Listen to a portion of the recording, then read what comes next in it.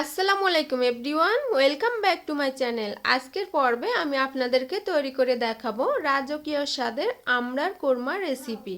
রাজকীয় স্বাদের ডিমের কোরমা তো আপনারা খেয়েছেন, রাজকীয় স্বাদের আমরার কোরমা যদি না খেয়ে থাকেন তাহলে আমার আজকের এই রেসিপিটি আপনার জন্য। এটি রাজকীয় বলার কারণ জানতে হলে অবশ্যই ভিডিওটি না টেনে সম্পূর্ণ ভিডিওটি ধৈর্য সহকারে দেখতে থাকুন। আশা করছি আপনাদের কাছে অনেক বেশি ভালো লাগবে আর অনেক সহজও লাগবে। ভালো লাগলে আমার চ্যানেলটিকে সাবস্ক্রাইব করে দিবেন আর এরকম সহজ আর আনকমন রেসিপির নোটিফিকেশন সবার আগে পাওয়ার জন্য পাশে থাকা বেল বাটনটি অন করে দিবেন। আর যারা অলরেডি সাবস্ক্রাইব করেছেন তাদেরকে অসংখ্য অসংখ্য ধন্যবাদ। তাহলে চলুন আর কথা না বাড়িয়ে ভিডিওটি শুরু করি। এর জন্য সবার প্রথমে যেটা লাগবে সেটি হলো আমড়া। আমি এখানে 10টি আমড়া কেটে নিয়েছি, এভাবে সবুজ কালার রেখে কেটে নিয়েছি। আর 2টি আমড়া আমি পিস পিস করে কেটে নিয়েছি, এর ফলে গ্রেভিটা ভালো হবে আর খেতেও অনেক বেশি ভালো লাগবে। এখন একটু লবণ মাখিয়ে এটি ম্যারিনেট করে রেখে দেব এক সাইডে। তবে হ্যাঁ, যারা টক পছন্দ করেন না তারা সবুজ কালারটা একবারে বাদ দিয়ে দিতে পারবেন। আমি এখানে কোরমাটা টক মিষ্টি ঝাল করে রান্না করব, এজন্য সবুজ কালারটা একটু বেশি রেখে দিয়েছি। এটি ম্যারিনেট করে এখন আমি এক সাইডে রেখে দিচ্ছি। এখন সরাসরি আমি রান্নার প্রসেসে চলে এসেছি। চুলায় প্যান বসিয়ে দিয়ে দিচ্ছি হাফ কাপ সয়াবিন তেল। এখানে আপনারা সরিষার তেলও নিয়ে নিতে পারবেন। এর সাথে দিয়ে দিচ্ছি 2 টুকরা দারচিনি আর দিয়ে দিচ্ছি 2টি তেজপাতা, 3টা এলাচ। এলাচটা আমি থেতো করে নিয়েছি, এতে করে সুঘ্রাণটা বেরিয়ে আসবে। আর দিয়ে দিচ্ছি 3-4টি লবঙ্গ দিয়ে একটু সামান্য ভেজে নিয়ে এখানে আমি দিয়ে দিচ্ছি 1/3 কাপ পেঁয়াজ বাটা। কোরমায় যে কোনো কোরমায় পেঁয়াজ বাটাটা ব্যবহার করলে গ্রেভিটা অনেক বেশি ভালো হয়। পেঁয়াজ বাটাটা একটু কষিয়ে নিয়ে এখানে আমি এখন দিয়ে দিচ্ছি হাফ টেবিল চামচ রসুন বাটা আর দিয়ে দিচ্ছি হাফ টেবিল চামচ আদা বাটা। দিয়ে এই পেঁয়াজ রসুন আদাটা খুব ভালোভাবে আমি কষিয়ে নেব, এর কাঁচা গন্ধটা চলে যাওয়া পর্যন্ত। 30 সেকেন্ডের মতো কষিয়ে নিয়ে এখানে আমি এখন দিয়ে দিব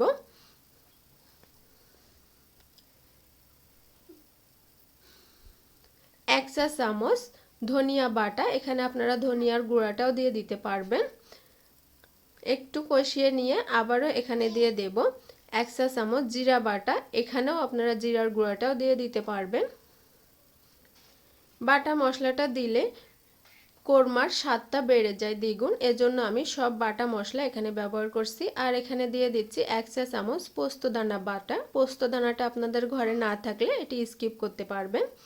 দিয়ে মিশিয়ে দিয়ে এখন এখানে আমি দিয়ে দেব 10টি কাজু বাদাম বাটা। কোরমায় কাজু বাদামটা দিলে এর স্বাদটা বেড়ে যায়। বাদামটা দিয়ে ভালোভাবে কষিয়ে নিয়ে এখানে আমি এখন দিয়ে দেব 2 টেবিল চামচ নারকেল বাটা। এখানে আমি নারকেলটা বেটে নিয়েছি 2 টেবিল চামচ, আর বাকি যে নারকেল সেটা আমি দুধ করে এখানে দিয়ে দেব। ভালোভাবে কষিয়ে নিয়েছি। এখন এখানে আমি দিয়ে দেব একটু পানি, এতে করে মশলাটা পুড়ে যাবে না। গরম পানি দিয়ে নিয়েছি আমি। এখন দিয়ে দিচ্ছি স্বাদ মতো লবণ, আমি হাফ টেবিল চামচ ব্যবহার করছি। আর দিয়ে দিচ্ছি হাফ চা চামচ লাল মরিচের গুঁড়া। আপনারা ঝালটা যদি বেশি খেতে চান তাহলে একটু বেশি দিয়ে নেবেন। দিয়ে মশলাটা খুব ভালোভাবে আমি কষিয়ে নিচ্ছি। মশলাটা খুব ভালোভাবে কষানো হয়ে গিয়েছে। এখন এখানে আমি দিয়ে দিচ্ছি যে আমড়াটা ম্যারিনেট করে রেখেছিলাম সেটি।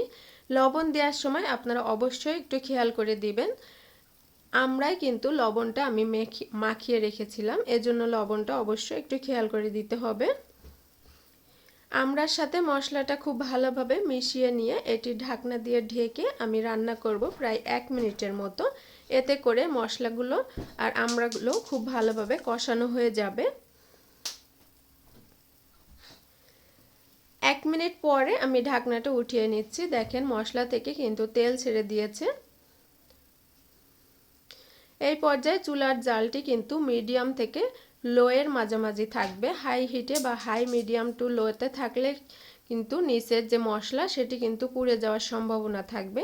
এতে নারকেল দেওয়া, এজন্য মশলাটা পুড়ে যাবে খুব তাড়াতাড়ি।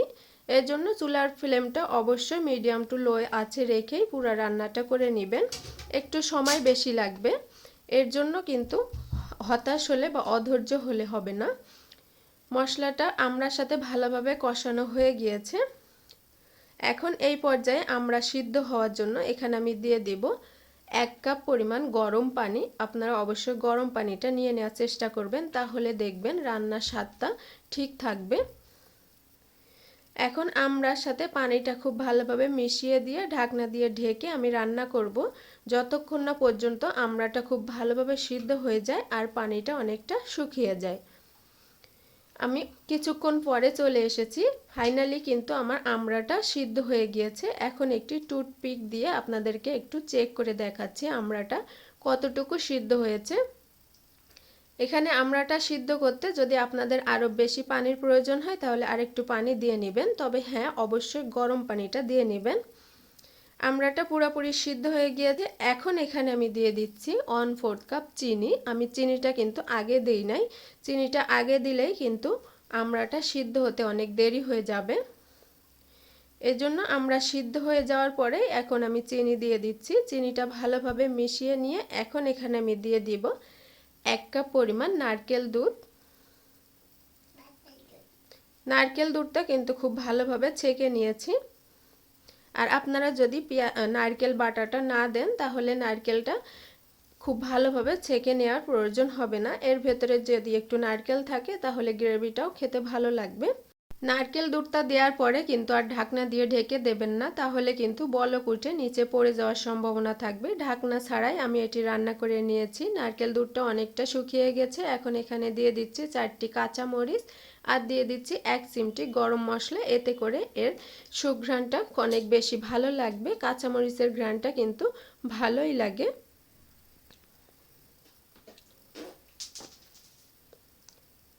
এখন এই পর্যায়ে রাজকীয় স্বাদ আনার জন্য আমি এখানে দিয়ে দিচ্ছি 1/2 চা চামচ গোলাপ জল আর দিয়ে দিচ্ছি 1/2 চা চামচ কেওড়া জল।